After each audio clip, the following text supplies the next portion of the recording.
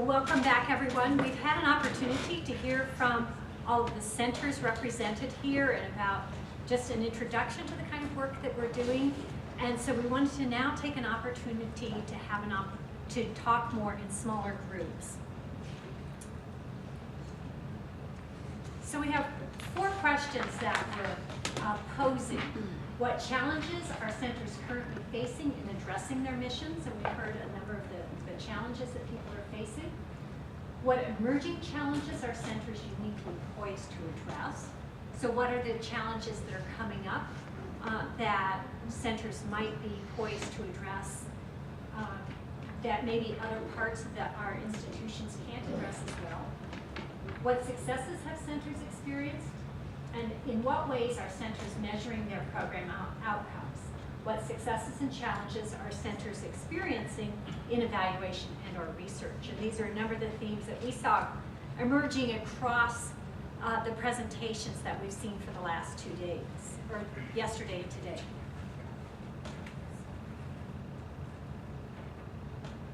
Seems to be my morning for AV challenges.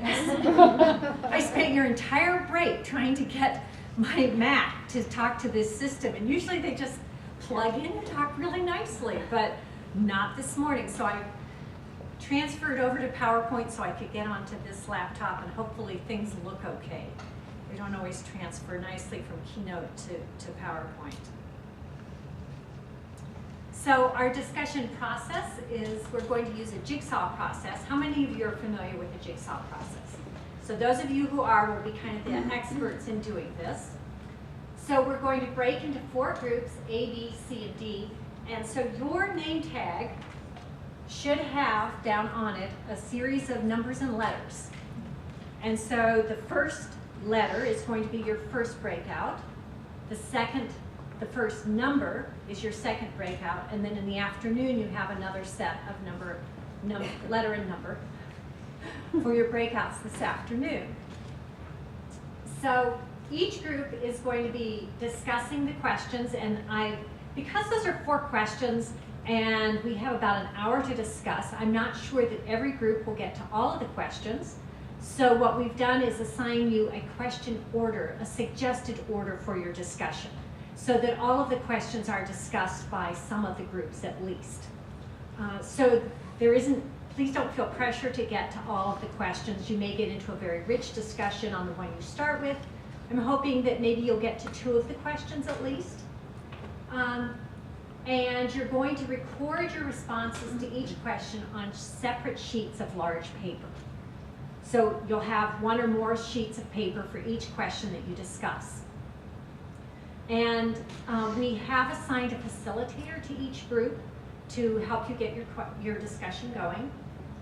After the first hour, we're going to redistribute ourselves into topic groups so that each of these topic groups will be just discussing, bringing together your ideas with your large piece of paper. So you're going to bring your large pieces of paper to your numbered groups and collect all your responses and prepare a summarized report to present to the whole group on that particular question.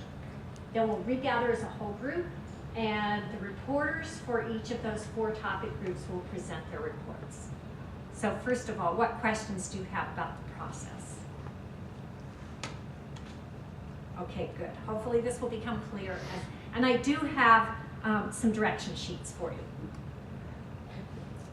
So you'll need to assign some group roles within your A, B, C, and D groups.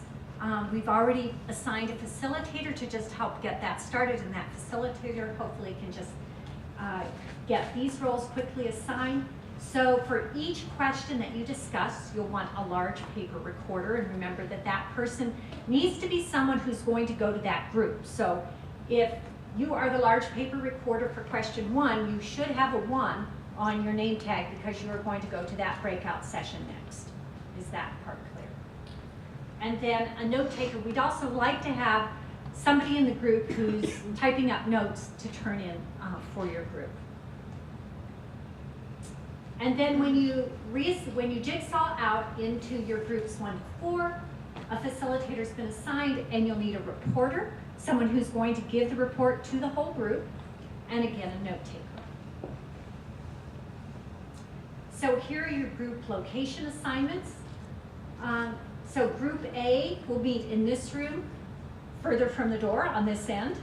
Group B will meet on the end closer to the door, and we also have the next ballroom right next door, and we'll use the same approach, C and D. And then we'll use 1, 2, 3, and 4, so hopefully that's easy to remember. So I invite you now to break up into your groups. I'll bring around some sheets for you with the questions and the directions, and I'll go around and chime you when it's time to end in about an hour. And I know that I sort of gave you a little bit of time, not as much time as you would have liked for that second round of discussions to synthesize, but we did want to have time to come back together as a whole group to hear about what the groups talked about with the different conversations. So what we're going to do is have 5 minutes for a report from each group. So whoever's your reporter will come up here, and I suggest if you would like to have your large paper as an to help you with your report, you'll probably want to do that, and here's an easel that you can put it on. So could I invite the reporter from group 1 to come up?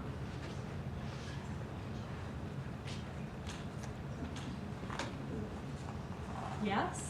Do we have a reporter from group 1? He's coming. Oh, okay, wonderful.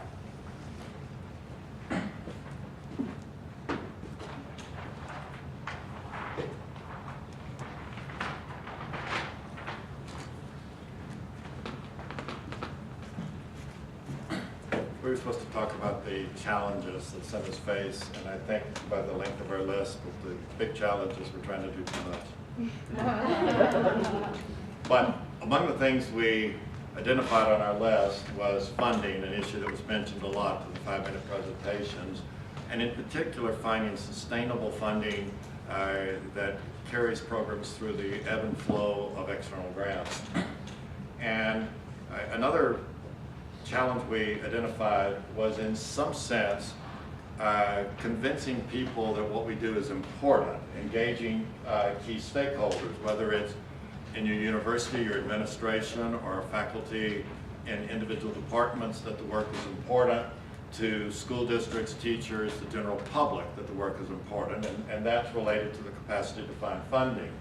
And so another aspect of this is the need to clarify your mission. Your mission can't be, let's say if you're located in Chicago, to significantly improve the,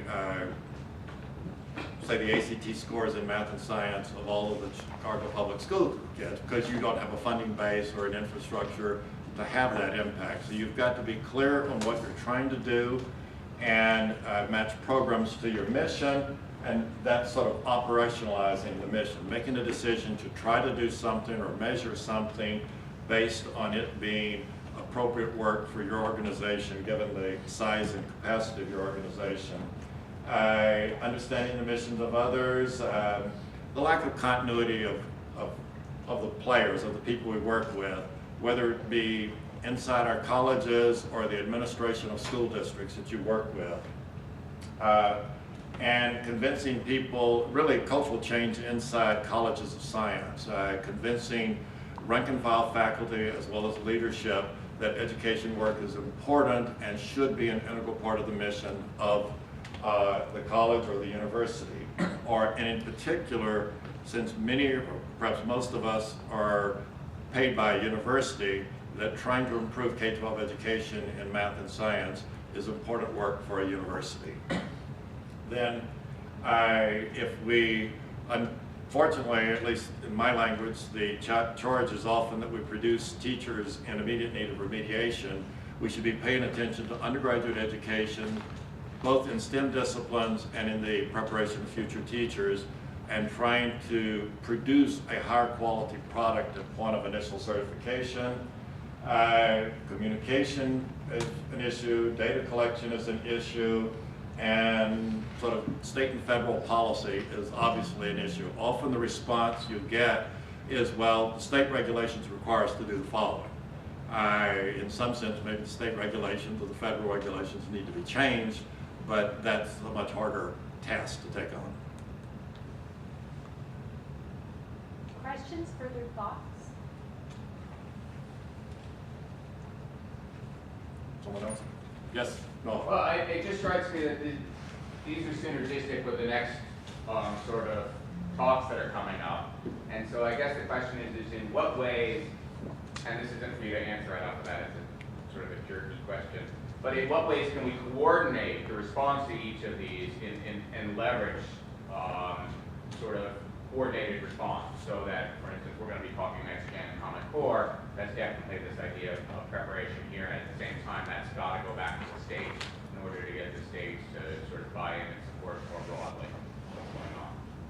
So my question is, in what way can we see all of these challenges as opportunities and leverage a common solution across them?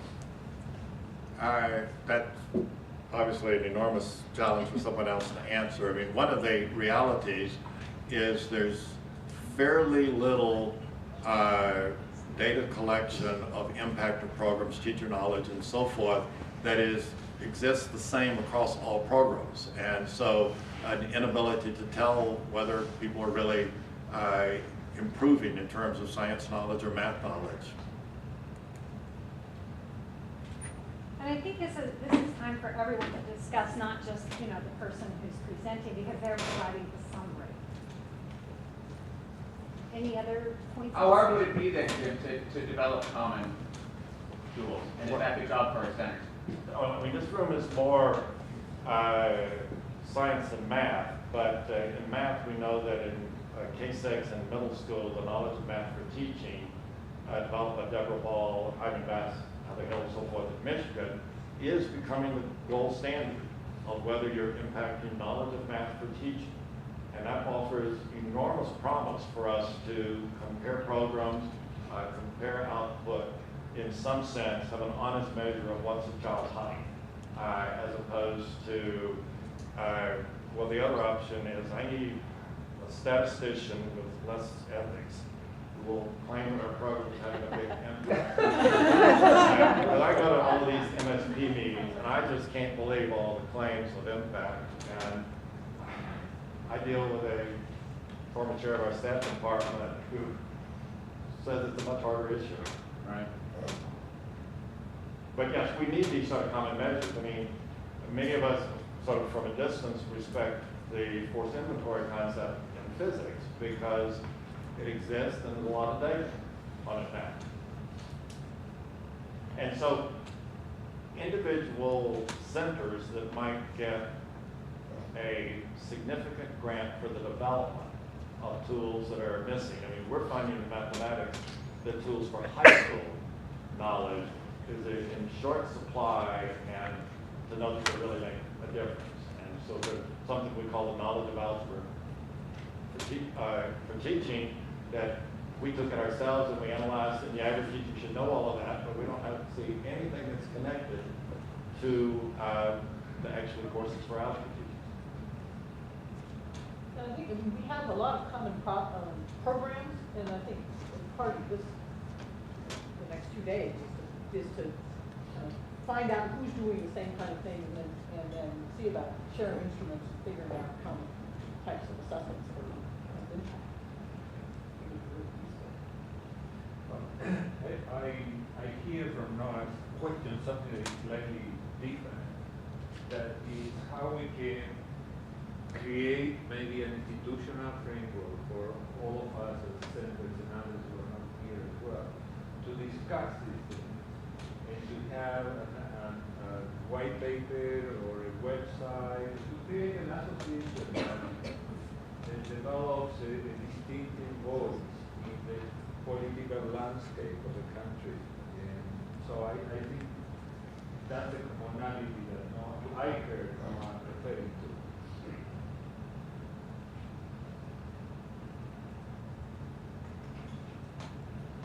Well, shall we go on to question 2, which was about what are the emerging challenges centers are uniquely poised to address?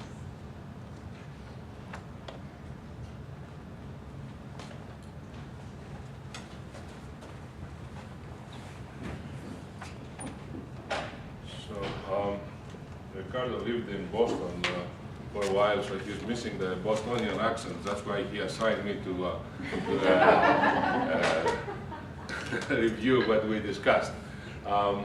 Anyway, one of the things that, as all of us are familiar, the math core standards are already out, and the next generation of science standards are out for, I guess, feedback from the public. And by December, my guess is that they have the final version of this. That's what they project. This presents a challenge and an opportunity, as most of challenges do, for our centers to play a key role. And all of us here offer professional development.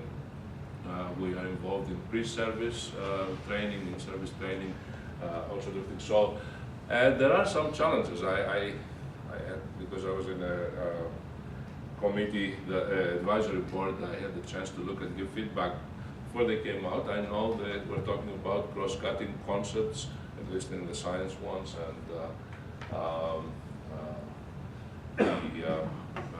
practices, common practices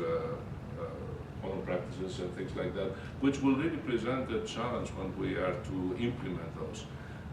The core standards also, they're supposed to be connected, integrated somehow with mathematics and vice versa, mathematics with science, literacy as well.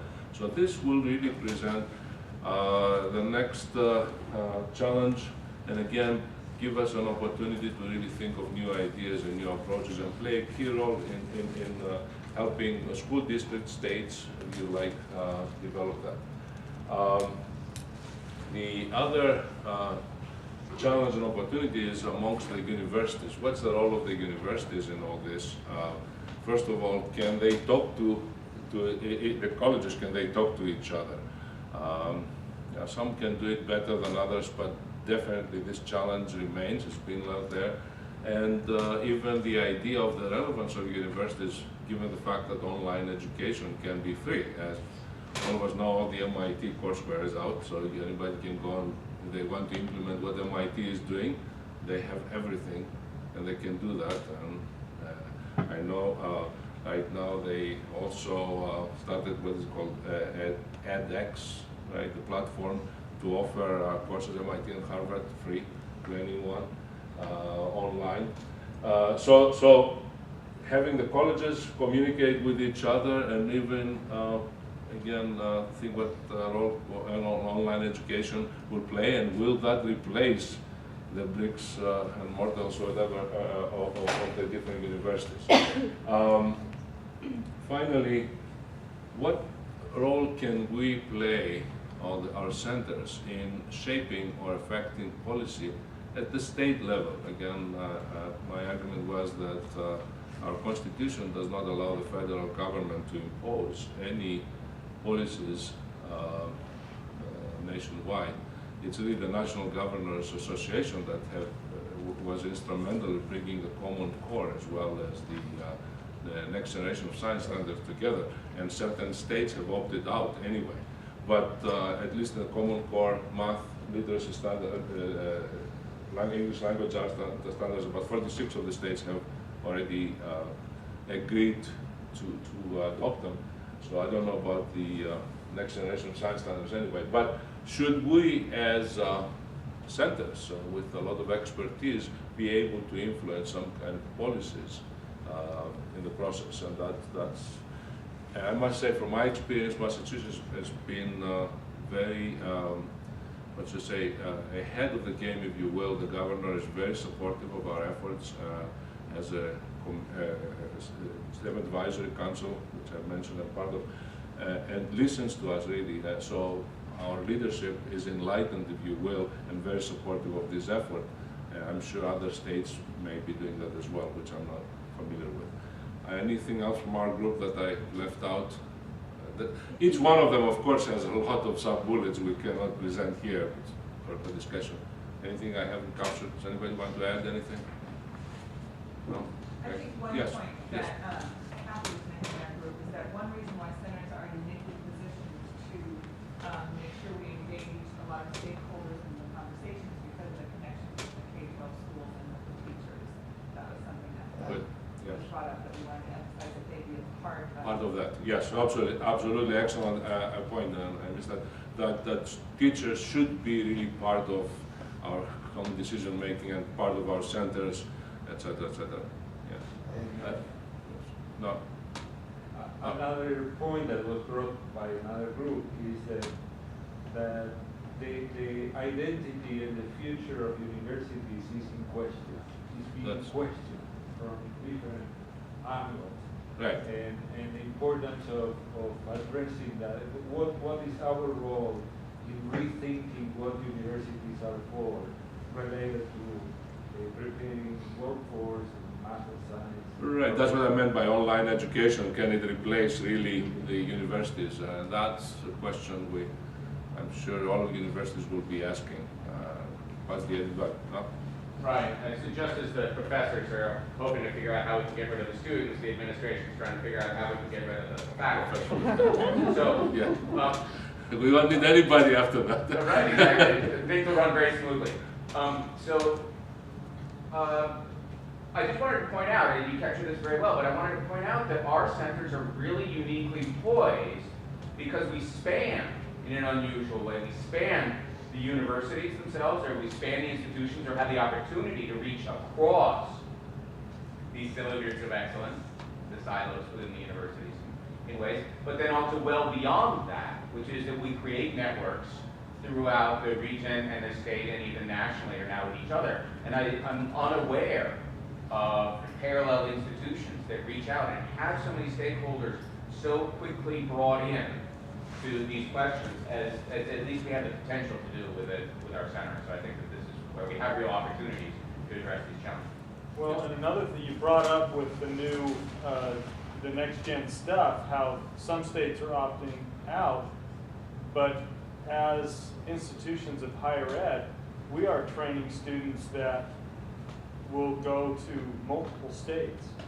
So while a specific state may not be able to endorse the teaching or the growth of that within our centers, we can say, hey, look, we're servicing multiple states here, and it's our responsibility to arm these teachers with the very latest and greatest, and so we're really laying the seeds even within those states that haven't adopted.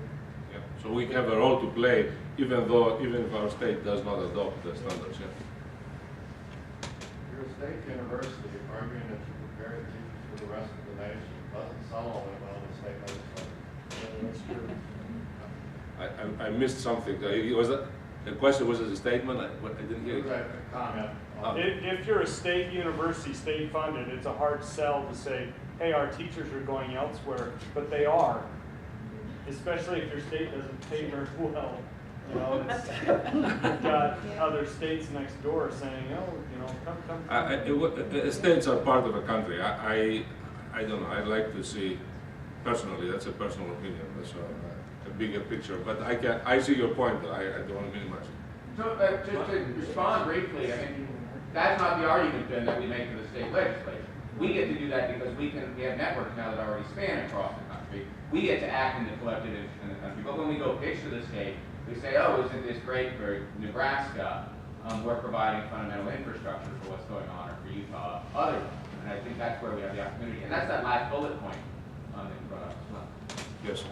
And outside of the realm of education specifically and how we are emerging challenges that we're posed to address as a center, if we look at economic challenges that are within the nation and globally, and the challenge of the STEM pipeline that trickles down at the very end, as centers around the nation, we are poised specifically to be able to increase that drop, drop, drop trickle that comes out the end of the STEM pipeline. And I think that's a way that we can specifically address funding as well, because we need to sell our relevance to the workforce, not just education groups, whether it's K-12, university, or legislative, or whatever. We need to sell to the workforce that we can produce more equipped STEM workers, either from an academic perspective or from an industry standard perspective. I think I mentioned science literacy, right, as one of the things. If I didn't, I meant to. Oh, okay. Well done. Great, thank you. So topic 3 was the successes that centers have experience.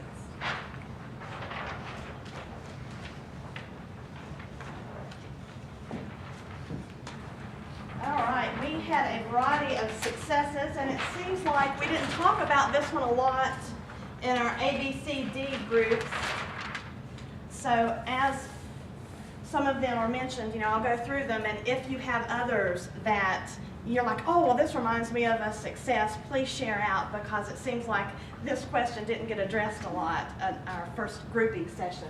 So some of the successes that we mentioned, that we summed up here, we have the Masters in Teachers programs. In other words, there's several different products we're producing, teachers that either have a master's in some kind of science content area or even in some kind of educational area, as well as some doctoral teachers that are being produced. So that's a success from our centers, that we're reaching underrepresented students in our communities. And some of the underrepresented groups we talked about were high poverty groups, high minority groups, rural, extreme rural groups versus extreme urban inner city groups that we're targeting, as well as girls and refugees.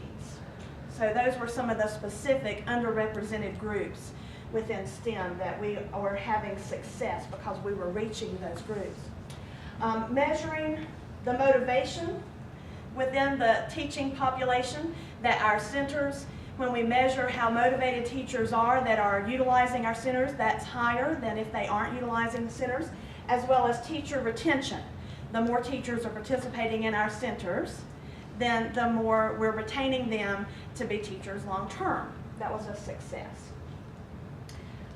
We also talked about that a success is not just in underrepresented communities, but we were trying to define this, and I don't know that I succeeded very well, but we were talking about targeting the cultural cache, that each of our centers are strategically placed geographically and have our own little cultural niches, if you will, and that a success is how we have adapted to address the needs that are within that cultural geographic area.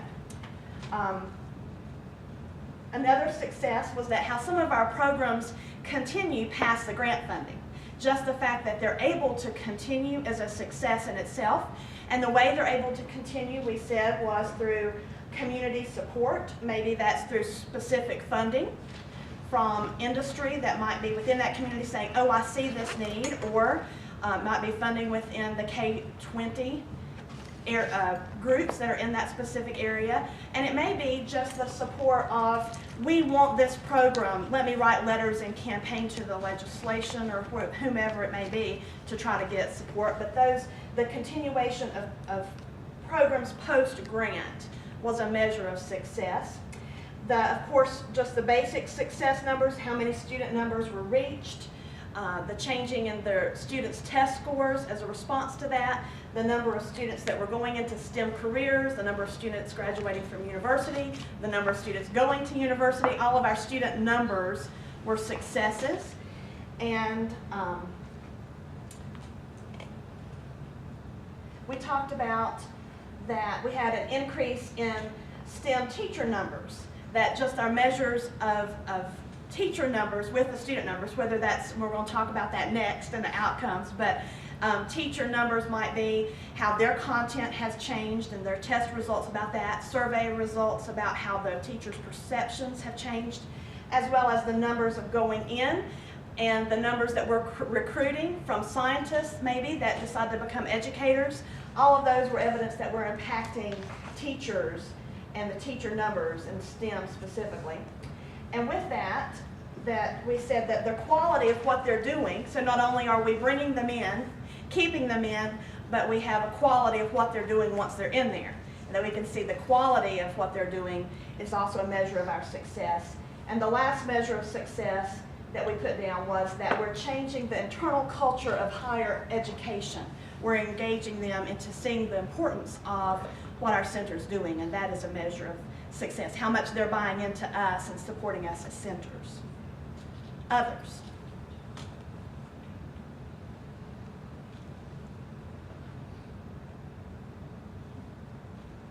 Oh, come on.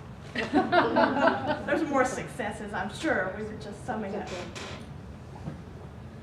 Yes, sir. Well, something that we discussed a little bit, and maybe we have different points of view about this, but I think it's useful to put it on the table, that when we talk about measures and success, there is a whole discourse that goes with it, as if measuring is a matter of numbers that you plug in a spreadsheet. And for example, we have in California a program that we get for each undergraduate student that decides to become a math and science teacher, we get some amount of money. And so we have those numbers and we are successful because we are getting more money the last year. However, what a measurement means and how to interpret what is causing that there are more teachers or less teachers, and how we interpret these numbers has to do with theory of learning, theory of teaching. And so I'm saying that it is important to maintain this effort to measure things, but that has to be together with developing theoretical perspectives. And that's just something that I propose should be part of our agenda. And we tried to bring that out, that it wasn't just quantity, but it was also quality and theory, like you were saying, and we just put that here in terms of the quality of the classroom instruction, and the theory behind that is sometimes more difficult to measure, but that would be a success. If we are successful, that's one of the big things that should be present. Noah? So I just want to play on that one other piece here. I think that's right on. I think one of the things that's never has it been, I think, more important than now, nor have we had more opportunity than we do now, to really play on research within STEM education and learning. For our students in the classroom, on structures of systems, on evaluation metrics along the way, and there's increasing attention to what's going on generally in STEM education right now, but also particularly in research in STEM education and the people who are engaged in doing that. And there's lots of different evidence of that, and I think absolutely this is a critical success of our centers in helping promote that, and should be a core identity of our centers as well. Another form that I might suggest as a success of our centers is in institutional identity. The fact that A, we exist, some of us existed for a very long time, not that I'm calling you old, but our centers have existed, so the sustaining of those centers and the existence of them over time, but also the shift in institutional identity. I mentioned that our own chancellor now at our university, I'm very proud that he goes out and talks about this a lot, and it's part of the culture and the rhetoric of these institutions as they start pushing this out, saying this is what we are. Yeah. Yes. So on the other end of the spectrum, I think we generally lose track of individual stories of teachers or students where we've made a difference in their lives, because I think those are really powerful for motivating funders and for getting the word out to the public in a way that's really tangible. That anecdotal stories, that it's not about the masses, it is about the individual and the relationships. Very good point. Yes. I guess just speaking on behalf of my institution, which is an urban middle school, and aside from quantitative data that can be used to substantiate success, one way that we would have to offer that's sort of a display of success is the making of structural changes to the environment of the school. That's a result of our participation in STEM education.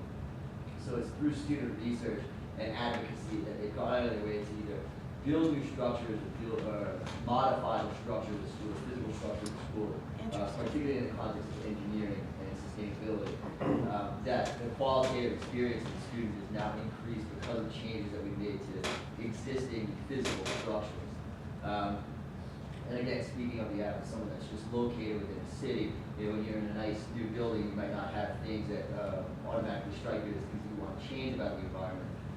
But through changes that we made, we've also been able to quantify success because of, say, cost-saving benefits of the changing of, say, lighting or Green energy. Absolutely. So we've really have been talking about how to measure these successes, which takes us to question 4. So let's hear from the summary of question 4, which is really building on what we've just been talking about.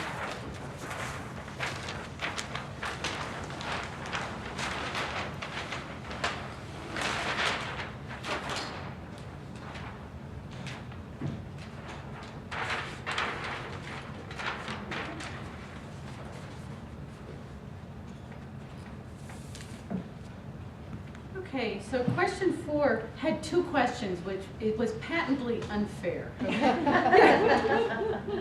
So there were 2. One was challenges in looking at outcomes, and the other is how are we measuring outcomes. So we attacked this in a couple ways. We looked at the challenges, thought about them throughout, but then also basically made a list of the different outcomes that we're all examining and the different types of measurement that we're doing. And I'm sure when we throw the discussion out, we'll find many more ways that we're looking at these. But there are certain common challenges that a lot of us face. First, that any outcomes, for example, for students and or for teachers, often happen many years downstream from our particular intervention or experience.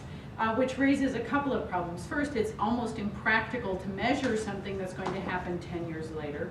But it's also then very difficult for us to claim causality. In other words, you know, if this child went into a science career, it was because of our middle school after-school program. We can't claim it. And so that's a challenge because all of us are accountable to funders or other organizations who want answers to questions like that. Another serious challenge is particularly with teachers as distance from the intervention increases, participation in surveys and follow-ups and attempts to collect data falls off over time. And another challenge that also seems to be emerging is most of us have this commingling of delivery of services and or products and doing research and evaluation. And there's this wide spectrum. Some of the centers seem more focused towards research, some seem more focused towards delivery of services, but we have this broad range of what we all are doing. So with all of that, some of the outcomes that it looks like we're trying to measure are, for example, change in teacher practice. And ways in which this is being looked at is through self-reports, through student surveys of their perceptions of how they're experiencing the science teaching, direct observation of teachers, and even action research conducted by teachers. Now, another important set of outcomes is changes in teachers' science teaching efficacy beliefs or their attitudes towards science or science teaching, normally done by some type of pre-post or retrospective pre-post instrument. A lot of us are measuring teacher knowledge change pre and post, usually, sometimes with comparison groups. And I think the whole rigorous evaluation comparison group thing is a whole other discussion. But there's a lot of different approaches that we're all using. In math, they seem to have things much more organized and have a national instrument with a national data set towards which teacher knowledge gains can be compared. In science, we don't seem to quite be there yet, but there are a number of instruments that we can also use, such as questions from the NAEP and AAAS, Mozart, and even the Praxis teacher certification exams. Leadership is being looked at in a number of situations. One interesting approach to development of leadership is social network analysis, and looking at changes in social networks, which also links back to behavior. Teacher leadership is also being examined by tracking what happens to participants over time. This is also for scientists. Whether teachers become lifelong learners, and the term was used, resourceful teaching, and that is again something that is a social network network analysis is being applied to. Is a person's network becoming more rich? Then, of course, there's a whole set of student outcomes, student knowledge, skills, and attitudes, and that's a whole other suite of measures. And again, this is where this real challenge is presented to all of us. Okay, how can we really know or measure or estimate our contribution to a student choosing, for example, a STEM career? But there are a number of different approaches that are shorter term, that yield interesting insights into what we're achieving. retrospective pre-post assessments focused on technology and career interests, are students using more academic language, views of scientist surveys, surveys of engineering perceptions, the use of student focus groups, pre-post knowledge assessments, either open-ended or with multiple choice questions, students perhaps career choices, and some of these fall into persistence in STEM. In other words, does a student continue to show up for an after-school program? Do they choose a different course the following year in which to enroll as a result of participating? And then there's this issue of looking at math and science anxiety pre and post, either for teachers or for students. So that takes us through, and we could have the entire, I guess we could probably focus the entire remainder of the conference on measuring these things and research approaches. And what our discussion also focused on is so many of these outcomes are driven by specific projects and the needs to report either at the state level to a funder level and the different types of accountability that we have to our numerous stakeholders. So I'm sure there are plenty of other measures folks would like to add to the list. Yeah. One of the things that I was thinking, just getting back to that initial challenge of funding, that definitely would have to be in the context of looking at population and outreach and things like that, but it would be helpful to see some sort of cost analysis as well in terms of how much are you spending to have that kind of an impact. Because the STEM centers start to look at which programs make the most sense and best practices. I think that because that financial piece is such a challenge, it would be a helpful metric to start to consider. Well, and then the other challenge is usually the types of measurements that we're expected to make cost more than our actual interventions, right? Yes. Anything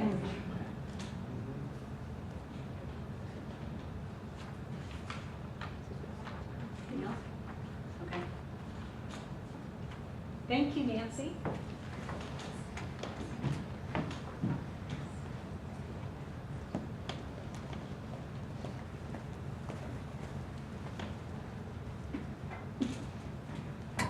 Obviously, everyone needs refueling for their brain cells. So it's time for lunch. We have until 1 o'clock. I will ring the chimes at about 7 till because we have a panel starting right at 1 o'clock, and so I hope that we can all be sitting here in this room. You may want to go outside. I'm sure it's lovely outside to eat your lunch. And I believe it's out there in the foyer. So please enjoy, and we'll reconvene at 1 o'clock.